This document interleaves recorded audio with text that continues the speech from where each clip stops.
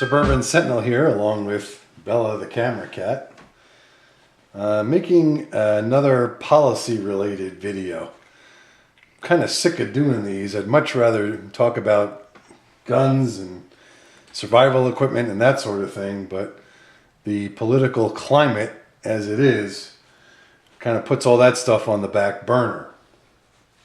I wanted to make an update about how the Second Amendment fight is going up here in New England.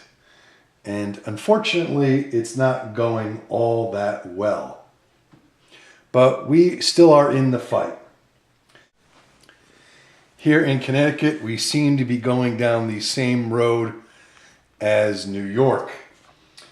And yesterday afternoon, I received a letter from our congressional representative. And I'm not going to go through the whole letter, but essentially Connecticut plans on going forward with a more strict assault weapons ban because we already have a state assault weapons ban in place.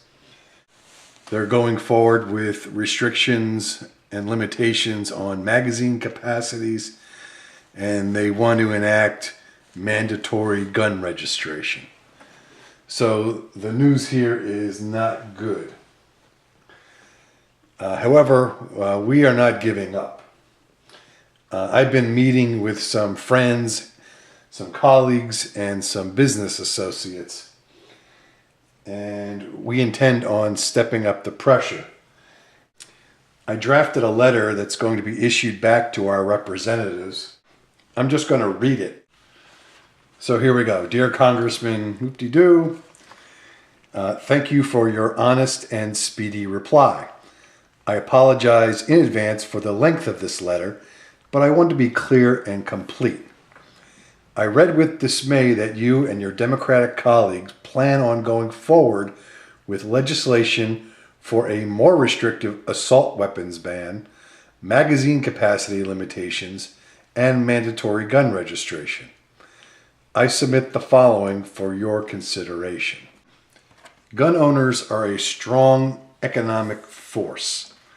The mass media often portrays us as poorly educated and or economically disadvantaged. But this is a misconception. American firearms owners are, on average, better educated than their fellow citizens. Gun owners also hold more undergraduate and advanced degrees per capita and have greater household incomes. Gun owners tend to pay more in personal income, consumption, and ad valorem taxes. Moreover, American gun owners are more likely to own small businesses. Firearms owners make significant contributions in business-related taxes and are more likely to employ their fellow citizens. In sum, gun owners help support the economy and their respective government entities. Certainly, the state of Connecticut is a challenging environment for business. Our state's heavy tax burden, unusually high cost of living, and substandard infrastructure already make this a difficult place to run a business. The endemic financial burdens of operating in Connecticut often make relocating to another state an attractive alternative.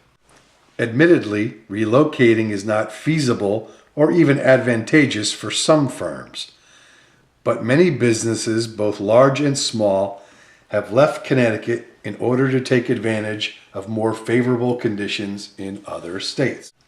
While population demographics and the business climate might seem irrelevant to gun control issues, these socioeconomic factors are important.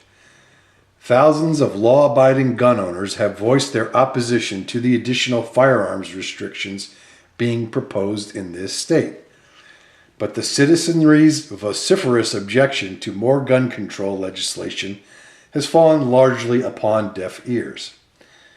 As such, many gun owners plan to use their inherent economic and political power to defeat the legislation or, if necessary, escape the draconian infringement upon our fundamental liberties. There is a growing coalition of Connecticut citizens, many of whom own or operate domestic business entities, who have pledged to take action in response to the proposed legislation if enacted. These actions are summarized as follows. 1. Participating business owners shall immediately initiate action to relocate out of the state. 2. Participating business owners shall actively seek other businesses to join the coalition and relocate operations to other more suitable states. 3. Participating businesses shall make a concerted effort to avoid suppliers of goods and services operating within the state of Connecticut. 4.